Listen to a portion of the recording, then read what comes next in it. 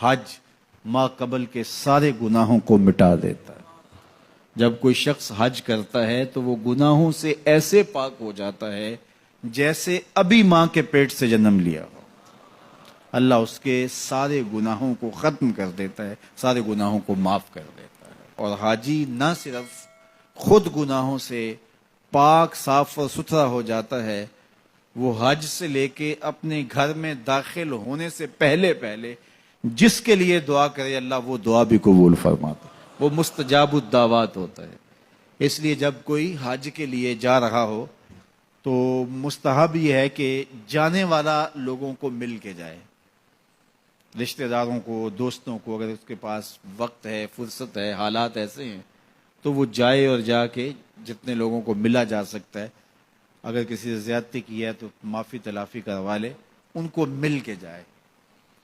اور جب